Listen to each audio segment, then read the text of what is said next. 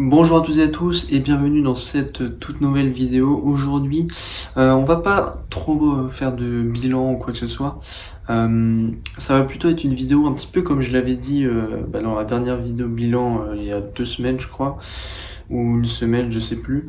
Le but, ça va être de faire un petit peu une petite vidéo pour vous parler un petit peu de comment intégrer une prépa. Je suis pas du tout un expert ou quoi que ce soit, mais je vais donner un petit peu ma propre expérience et mon propre avis sur la question. Peut-être aussi vous donner des autres pistes pour ceux qui voulaient faire une prépa, vous dire un peu comment ça peut se passer, des autres idées aussi que vous pouvez avoir, etc. On va parler un petit peu de tout ça dans la vidéo. Et donc, sans plus attendre, on va être parti. Alors si vous avez regardé cette vidéo, je pense que c'est parce que vous avez envie de faire prépa ou alors parce que vous vous questionnez sur la prépa. Donc avant de parler un petit peu de comment intégrer la prépa, je vais faire une petite remise en contexte rapide de à quoi sert entre guillemets la prépa. Donc la prépa c'est sur 2 ans. Donc c'est 2 ans où vous taffez vraiment à fond pour ensuite au bout des 2 ans faire tout simplement des concours qui vous permettent ensuite d'accéder à des grandes écoles. Donc ensuite si vous faites une prépa scientifique, ça va normalement vous permettre d'intégrer des écoles d'ingénieurs globalement. Si vous faites une prépa économique, vous allez pouvoir intégrer des écoles de commerce. Et ensuite il y a d'autres prépas, genre je crois il y a prépa BCPST, c'est pour intégrer des écoles d'agroalimentaire. Et enfin, on a aussi les prépas littéraires normalement. Je sais pas trop à quoi ça sert les prépas littéraires. Peut-être c'est pour école de commerce. Sinon Sciences Po, je pense. Des écoles comme ça aussi où vous pouvez faire du coup des prépas littéraires.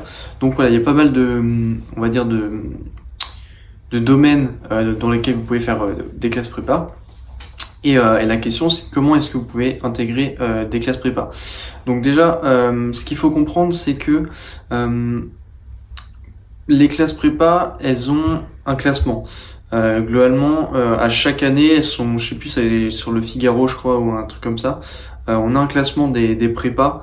Donc voilà, t'as un classement premier, deuxième, etc. qui sont faits en fonction des nombres. Il y a différents classements en fonction du nombre de d'élèves qui sont acceptés dans telles grandes écoles, etc. Donc en fonction en fait des concours à la fin, c'est un classement par rapport au niveau de réussite entre guillemets des prépas. Et ça je trouve que c'est intéressant de regarder parce que la prépa dans laquelle vous allez aller, si vous voulez aller dans une prépa, ça va d'abord dépendre du classement, parce que forcément, plus vous voulez viser entre guillemets une prépa qui est bien classée, plus il va falloir forcément des bonnes notes et un bon dossier pour les intégrer. Donc c'est important de comprendre cette notion de classement, notamment parce que c'est vrai que souvent, on voit souvent des fois des questions de personnes qui demandent faut combien de moyenne en terminale pour intégrer une prépa, et voilà, il y a des personnes, des fois, ils vont répondre, je sais pas, 15 de moyenne, 17 de moyenne, enfin, j'en sais rien. Mais en fait, ça, c'est un petit peu faux, dans le sens où 15 de moyenne, ça va probablement, c'est même pas probablement, ça va pas suffire pour intégrer vraiment le haut du classement. Ça va pas suffire, mais il y a d'autres prépas un peu moins bien classés qui vont totalement vous accepter avec 15 de moyenne. Donc ça, c'est ce qu'il faut comprendre. En fonction de ce que vous visez, vous aurez peut-être besoin de faire un peu plus d'efforts ou pas par rapport aux moyennes que vous avez déjà. De plus, techniquement, si même au niveau des concours, comme je l'ai dit, au niveau des concours, il y a des concours qui sont plus difficiles pour intégrer vraiment les hautes grandes écoles, du genre Polytechnique par exemple. Et là, forcément, il y a les prépas qui sont les mieux classés, c'est là où techniquement vous avez le plus de chances, si vous êtes bon, d'intégrer ces grandes écoles. Mais si vous, l'école que vous visez, c'est une école, voilà, c'est quand même une grande école, mais c'est un concours plutôt classique entre guillemets, on va dire, dans lequel il y a quand même pas mal de places, etc. Et vous pouvez très bien faire une prépa qui est, je sais pas, moyennement classée, et ça va largement vous suffire pour l'école que vous visez ensuite. C'est ça, faut aussi le comprendre. Donc après, voilà, vous pouvez regarder un petit peu des fois les admissions un petit peu, etc. Ça peut vous aider à savoir ce que vous avez envie de viser. Mais globalement, voilà, en fonction de ce que vous visez ensuite comme école, et bien le niveau de la prépa, ça va pas forcément avoir les mêmes attendus. Donc voilà, c'est pour ça. Ensuite, pour vous donner vraiment, on va dire, les clés pour intégrer une prépa, forcément, il va falloir avoir, on va dire, des bonnes notes quand même au lycée. Je sais pas à partir de quelle moyenne, entre guillemets, vous pouvez intégrer les prépas les moins bien classés. Franchement, j'en ai aucune idée. Mais techniquement, il n'y a pas non plus que la moyenne qui compte. Il y a aussi le dossier, montrer votre motivation, ça on va en reparler un peu plus tard dans la vidéo. Mais je pense que à partir de 13 de moyenne, on va dire, 13 de moyenne générale, vous pouvez déjà intégrer des prépas, hein, si vous cherchez. Vous pouvez très bien intégrer, je pense, des prépas qui vont peut-être pas être super bien classés, mais vous pouvez, je pense, intégrer des prépas si vous montrez vraiment une motivation. Sinon, après, c'est vrai qu'en effet, à partir de 14-15 de moyenne, je pense que là, c'est pas mal pour pouvoir voilà, être quasiment sûr d'intégrer une prépa, quel que soit le niveau de la prépa. Et ensuite, si vous commencez à viser des prépas assez hautes, c'est vrai que il va falloir avoir une bonne moyenne générale, avoir bien réussi aussi les épreuves du bac, même si je crois maintenant Parcoursup du coup ça ferme avant les épreuves de spé, alors que moi l'année où j'ai passé mon bac du coup il y avait les notes de spé qui comptaient énormément.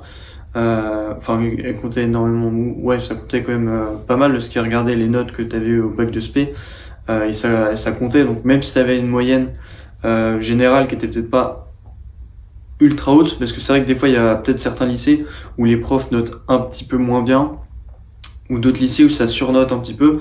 Donc si par exemple tu avais, je sais pas, 15 de moyenne, 15 de moyenne, et au bac t'as 20 et 20, bah là forcément ça joue aussi en ta faveur. Donc après faut voir un petit peu les choses comme ça. Ce qu'il faut aussi comprendre, c'est que la prépa, c'est pas un mythe que vous travaillez énormément en prépa. Et c'est là où il y a aussi un autre point que j'aimerais rajouter, c'est que si jamais vous travaillez quasiment pas, voilà, vous êtes en terminale, en première, vous travaillez pas énormément, mais genre quand je dis pas énormément, c'est vraiment vous travaillez, je sais pas, 30 minutes par jour à peine, peut-être un peu plus, ça dépend des jours, mais voilà, vraiment vous travaillez pas énormément, mais que vous avez quand même des bonnes notes, etc. C'est-à-dire si vous avez globalement des facilités, quand vous allez arriver en prépa, forcément vous allez devoir vous mettre à travailler, mais l'avantage c'est que la prépa vous fait progressivement augmente progressivement en fait la charge de travail pendant les premières semaines, etc.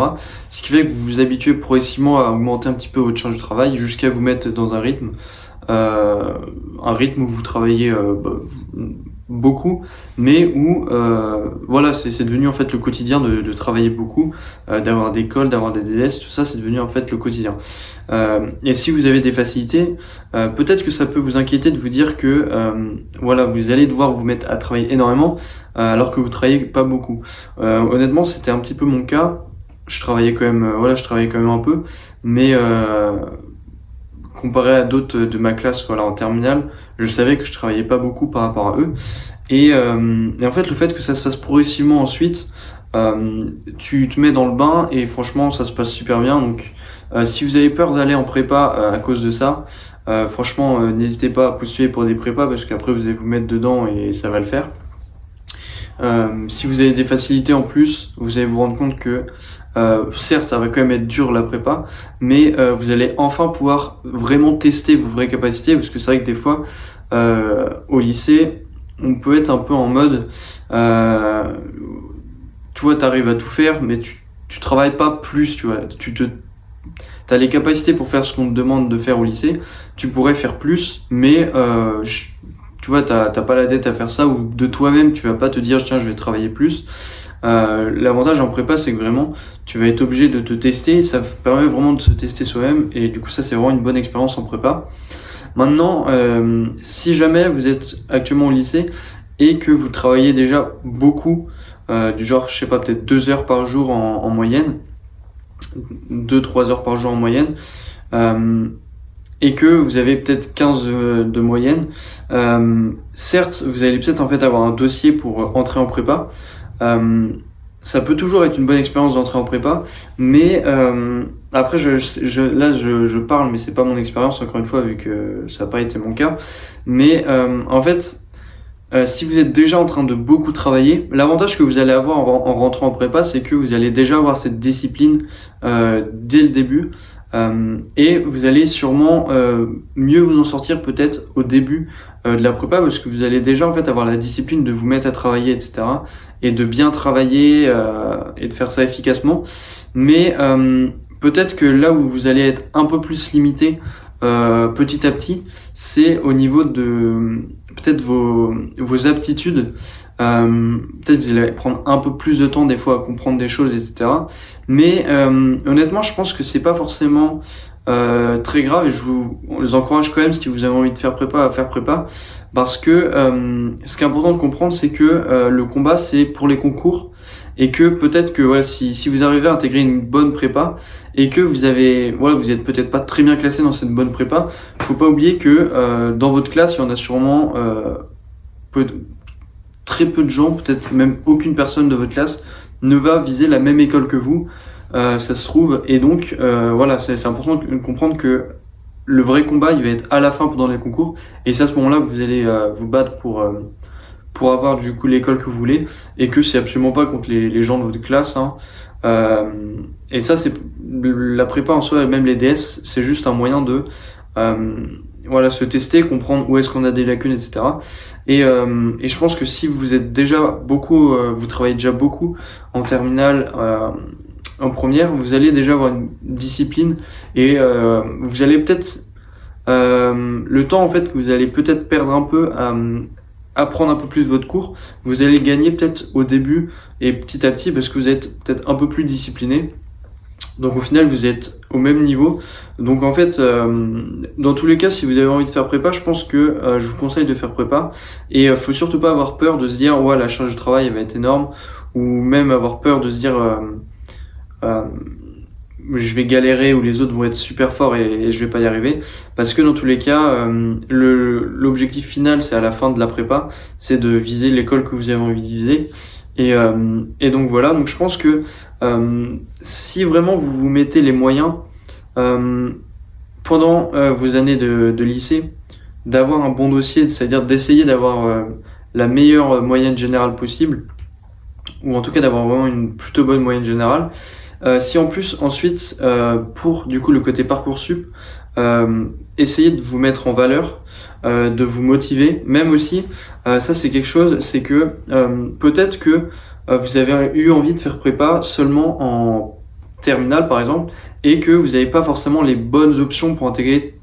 Voilà, si par exemple vous avez plus des options, je sais pas, AGSP, SES, des trucs comme ça, en terminale, et que vous avez quand même maths, parce que si vous n'avez pas maths c'est mort, mais si vous avez maths et voilà une autre option qui est pas forcément scientifique, et que vous avez envie de rejoindre une prépa scientifique, et n'hésitez pas dans votre projet lettre de motivation, mais je crois que c'est projet motivé sur Parcoursup, à montrer que vous êtes motivé à rattraper un petit peu les cours qu'il va falloir avoir comme base pour entrer en prépa.